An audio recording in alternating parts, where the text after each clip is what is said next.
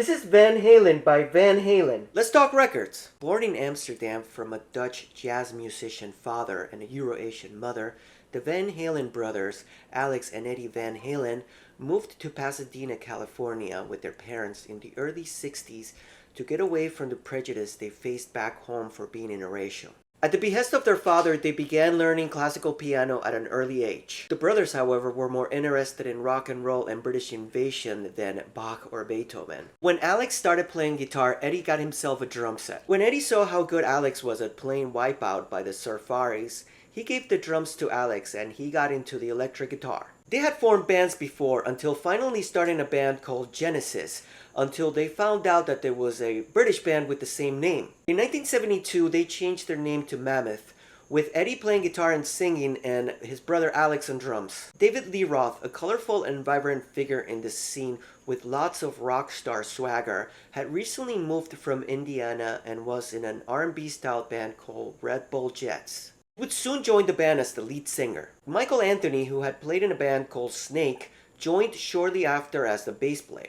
David Lee Roth claims that it was his idea to change the name of the band to Van Halen. Van Halen soon began playing anywhere they could, including clubs, festivals, backyard parties, and even parks. They began gaining popularity with the rock and roll crowd of Los Angeles and the Sunset Strip clubs like Whiskey A Go Go. One night in 1978, Gene Simmons from Kiss sees the band on stage and is very impressed. Simmons would go on to produce a demo for the band in hopes to get them signed, but it doesn't attract too much label interest. He even tried to get his manager, Bill Coyne, to sign them to his management company, but he also was not interested. Simmons had to go on tour with Kiss, but promised them that he would help them get signed when he got back. Producer Ted Templeman, who had produced Van Morrison, Captain Beefheart, the Doobie Brothers, Little Feat, Carly Simon, and others, was looking for a hard rock band with a guitar guy to produce. Templeman saw Van Halen live on stage and was blown away. He got them signed to Warner Brothers Records. Their new label actually didn't have much faith in the band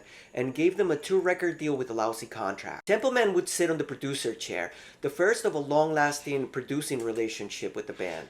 The record was pretty much recorded live to get the same electrifying feel as their amazing live performances. You Really Got Me was the first single released ahead of the album January 28, 1978. It is a heavily guitar-charged cover of the 1964 classic by British invasion band The Kinks. The single had to be released as fast as possible. It seems that Eddie Van Halen had played the song to the band Angel while they were visiting the studio without thinking too much about it. The next day, their manager told them that Angel is recording the song to release it before they do. On the album, the song is preceded by Eruption, which is an incredibly iconic long guitar solo by Eddie Van Halen that has been called one of the best guitar solos ever recorded. You Really Got Me reached number 36 on the Hot 100. Van Halen's self-titled debut album was released February 10, 1978 on Warner Brothers Records. The album cover features separate pictures of members of the band, all shot at the Whiskey A Go Go. Eddie Van Halen is holding his trademark legendary Frankenstrat guitar on his picture. Sometimes endearingly called Frankie, it is a modified guitar that he created out of separate parts. Our liner notes by Gene Simmons and Rodney Bingenheimer, who was actually the one that tipped Simmons to check out the band. Warner Brothers actually wanted this hideous thing to be the album cover, but management protested and we got the iconic cover we all know and love now. Running with the Devil was the second single released May 6, 1978. The song starts with blaring of horns played backwards. The sound came from a device that Eddie Van Halen had created out of car horns connected to a battery that he could control on a switch with his foot. They would use this device when they played on stage at clubs. It reached number 84 on the chart. Jamie's Crying was the third single released July 1978. Unlike most of the songs on this album, this was a new song they had written and wasn't previously on the demo. Tone Loc was sued by Van Halen for using an unauthorized sample of the song for the 1988 hit Wild Thing. Ain't Talking About Love was the fourth and last single released September of that same year.